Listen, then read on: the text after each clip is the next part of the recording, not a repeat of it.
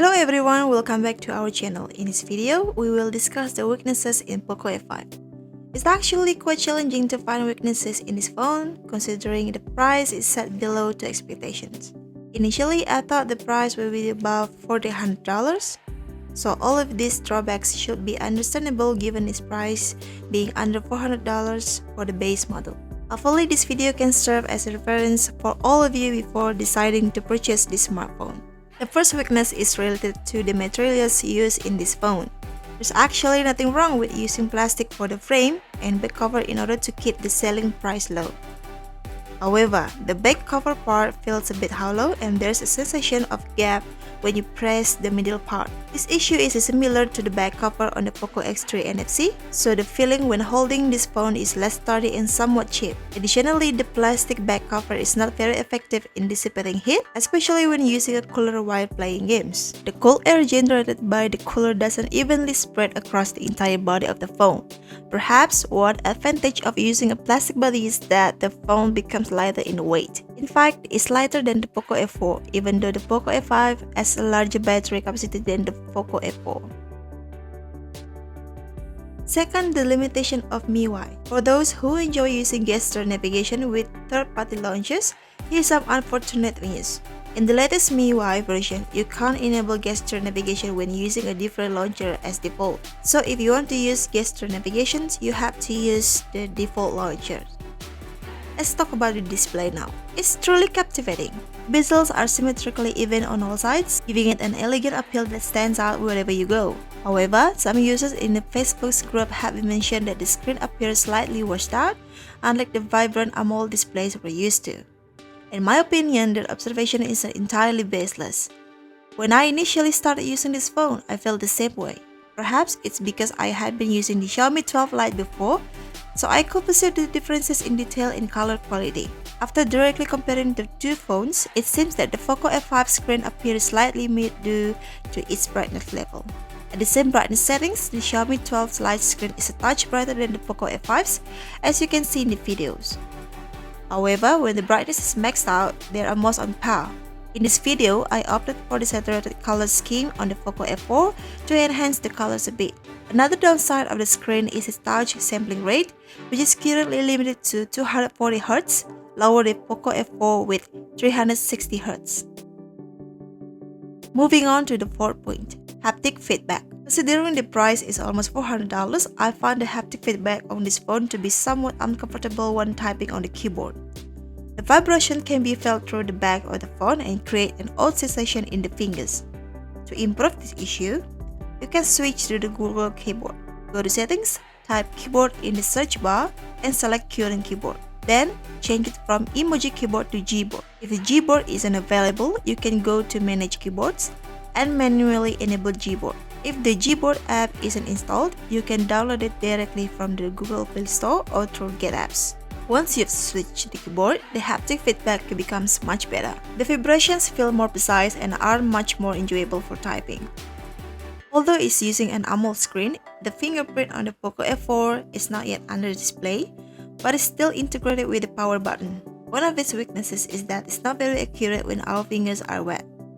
So make sure your hands are dry before using the fingerprint to unlock the screen of this phone. Let's move on to another aspect, the camera. One thing that might be felt as lacking in the camera department is the absence of a significant upgrade from the previous version. The configuration is almost the same as the Poco F4 released last year. There is even a downgrade of the front camera, which previously had a 20-megapixel sensor, is now equipped with a 16-megapixel sensor. There's a slight improvement in video recording for the front camera, which can now capture Full HD at 60 fps. The rear camera also benefits from EIS for more stable recording. However, 4K recording is limited to 30 fps, while the Poco F4 could achieve 4K and 60 fps. If you are a bit disappointed with the camera on the Poco F5, don't be disheartened, as there's a workaround using a Google camera. With the Google camera, you can record 4K up to 60 fps.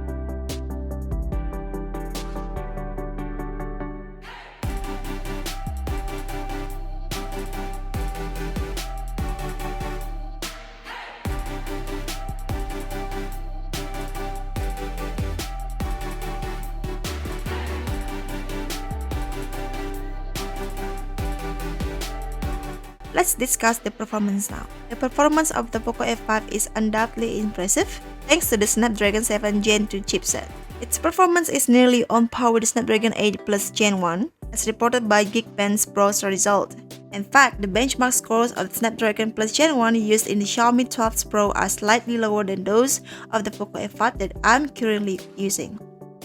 However, despite having a powerful processor, the performance of the Poco F5 is currently limited. When playing games such as Mobile Legends, in an air-conditioned room with ultra-graphic settings and a 120 fps refresh rate, the frame rate drops to 120 fps to 90 fps after just one match. This happens even though the phone's temperature is only around 400 degrees Celsius. Even if you activate the performance mode in Game Booster, it won't increase the FPS back to 120 fps because it's limited by the temperature. To restore the FPS to 120, you'll need to lower the phone's temperature back to below 40 degrees Celsius. Here are 2 tips. First, you can use the cooler to maintain the phone's temperature and keep it cool. Second, you can format the data of the Joyose app in the settings before starting the game. This will prevent the performance from being limited when the temperature rises. However, this method is not recommended for prolonged use, as it can cause the phone to heat up quickly. The best solution to enjoy optimal gaming settings on this phone is to use a cooler.